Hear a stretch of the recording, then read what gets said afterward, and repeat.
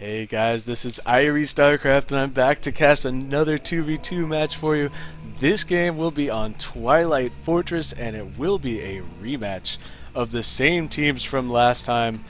Cubert, the blue Terran, and his partner Aristeo, the yellow Zerg, will be going against IronTune, the green Protoss, and his partner Ozonni, the teal Protoss. So, this game, if you saw at when I was rewatching the last cast, at the very end of the last cast, they were saying something about the finale. I think that was Ozonni saying something about the finale, and so this set of games might actually be the finals of one of these tournaments. Not 100% sure on that, but these are some very, very high-level European 2v2 teams. So, as we see double scouting probes coming out for Ozonni and IronTune, will we be seeing some kind of proxy play? As last game, Ozonni, I was mistaken there when I said they had 3 gates. They did have 4 gates each, so both Protoss players went for a 4-gate attack. And it was too late by that time. Cubert and Aristeo had too many fortresses. Aristeo had his fast expansion up for so long that he was able to get a ton of Zerglings out and defend that attack. And during the counterattack, Ozonni and IronTune simply GG'd because they had nothing left to defend. So let's see what they do this game. I am 95% sure that this game came after the previous game, because this was labeled Game 2 on the downloads and the other was labeled Game 1 though. So most likely that is the case. As you see Cubert with 2 SCVs off here to try and defend his building production from these harassing probes. It looks like the probes are going to return home, possibly throwing up a couple of sneak proxy pylons on their way back, because that is what they did last game. And this time it looks like Ozonni and IronTune are both getting cybernetics cores. It looks like they are going, or they were going to wall off there and then realized that they wanted to leave a path to get out, so Ozonni did move his cybernetics core to allow that walkway there.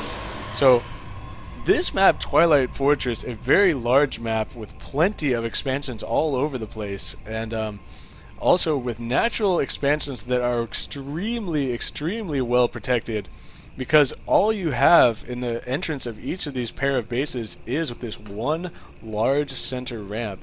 As you see the Protoss team creating that choke point in here.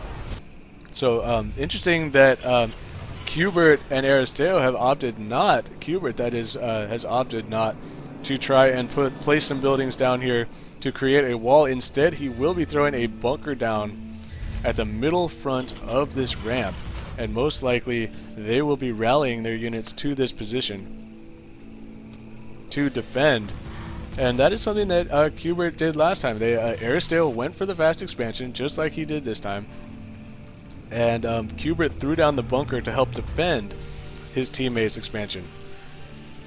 So it's interesting to see a little bit of a different style, because as I said last cast, we're very used to seeing the Zerg player go all in with those Zerglings and Banelings at the beginning, but against Protoss, against a pair of Protoss teammates, Banelings is not nearly as effective, because they are good against sentries and zealots, but zealots with so much life, 150 life per zealot, Banelings not as effective obviously as they are against balls of Marines and Zerglings. As you can see, there are some observers in these games.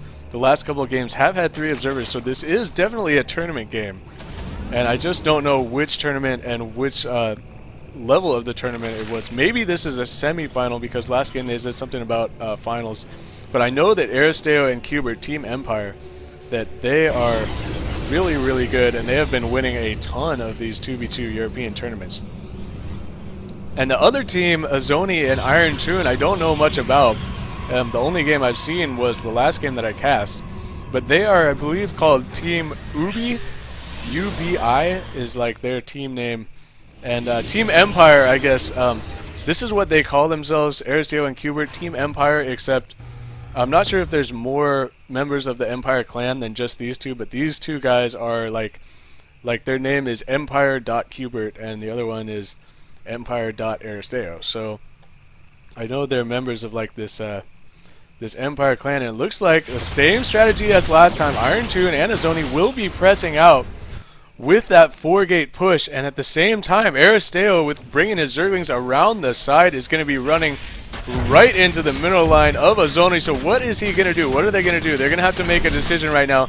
Do they fall back? Ozonni, it looks like, has decided they are going to try and press the front instead of fall back to defend these Zerglings. Instead, what he is going to do is warp in a few Zealots back here and a Stalker to chase these Zerglings around at home while they press the front. Or are they just getting proxy pylons up here? IronTune is getting his proxy pylon, and now Ozonni looks like will be throwing that one down here shortly.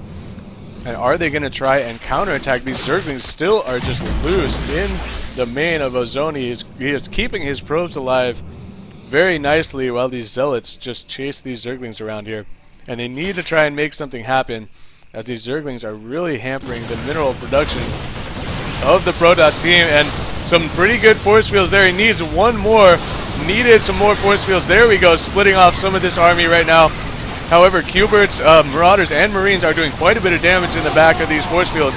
The Zerglings just now coming around the side for Aristeo, and it looks like this army is going to be forced to fall back. Just too many Zerglings, too many Marines and Marauders.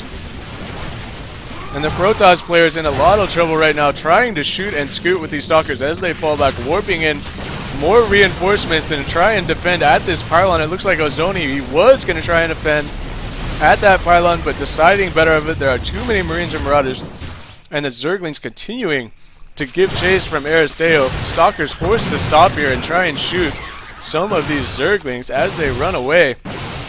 Ozonni actually doing a nice job there of killing as many of these Zerglings as he can. And are Cubert and Aristeo? No. Aristeo giving the B call.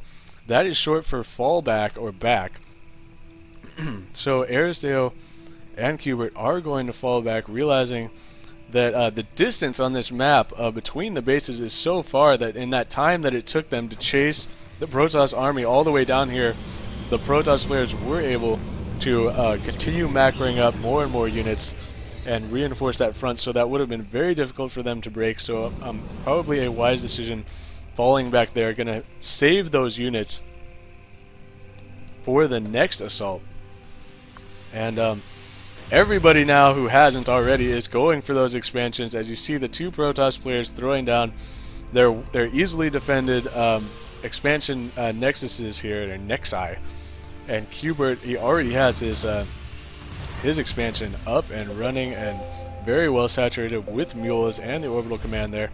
The ping coming off from Cubert, it looks like they are going to start rallying their troops to the front, or is Aristeo going to just do some harassment here with these Zerglings? As we now see a third base coming down for Aristeo on this side. And that is one thing to note about these this particular map, is that there are so many expansions here along the side, excuse me, including high yields in these two corners, that it's very easy to get a sneak expansion on this map because it is difficult to scout. It's important to remember to scout all of these expansions constantly. What I'll do sometimes on this map is I'll take an observer or like a probe, even SCV or something, and I'll just queue up a path through all of these expansions to make sure that my opponents are not trying for any sneak expansions down here. As we see Aristeo going for that third base in this corner, and Cubert will be attempting to take the high yield. Likely we'll see a planetary fortress at that location in case it gets scouted and try to attack, but it is so far to run.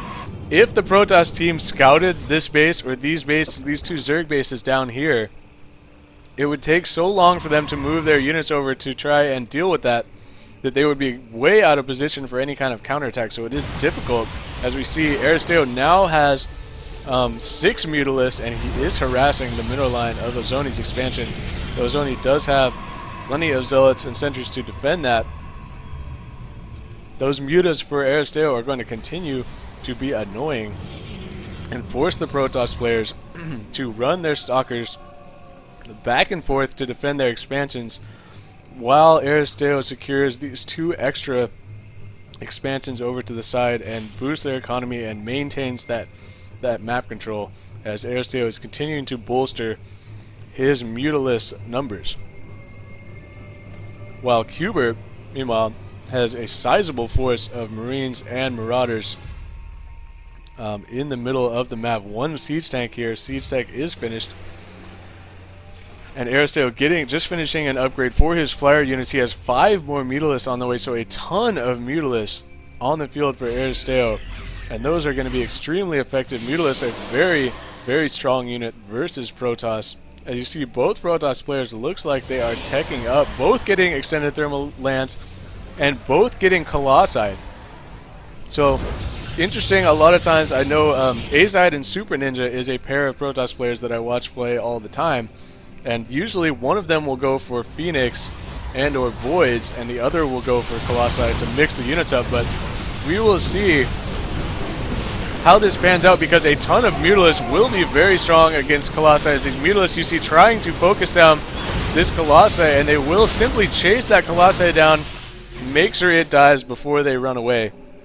So very important to keep those the number of Colossi for the Protoss down, because as those start to increase in number, the Protoss ball gets extremely, extremely dangerous against all forces of all types of ground troops. So it looks like the Protoss team realizing now that their opponents do have the control of most of the map. As you see, Cubert now continuing to try and expand. He actually did opt for an orbital command at this high yield mineral position, deciding that they did have good enough map control to be able to defend that if they wanted to. The Protoss players a little bit unsure, it looks like, of what they want to do. Do they want to try and pressure? Right now it looks like they are going to try and start pressing some of these expansions, but at the same time Aristeo, his Mutalisks, he has a ton of Mutalisks right now. 2 tabs of, even into the second tab of Mutalisks, that's like 30 Mutalisks right there. It looks like they are going to pull back to try and deal with this attack from IronTune and Ozonni, and IronTune and Ozonni have forced the liftoff of this command center. It is flaming, it probably will go down, but here come the reinforcements, and we are going to see a major engagement right here. Cubert sieging up 7 siege tanks in the back, stimming up his Marines and Marauders to run in here. There are a ton of Mutalisks on the field for Aristeo, and he is not even bothering to wait for this bio army to support. He has so many Mutalisks, and the Zerglings are coming in to trap these Stalkers, and there goes all the Colossi, all the Stalkers, all the sentries, everything falls for IronTune and Ozonni. And man, they are in serious trouble right now. There are so many Mutalisks on the field. We are only 18 minutes into this game, StarCraft time, and Aristeo already has a max army with 1,000,000 Mutalisks. And Ozonni and IronTune will GG out.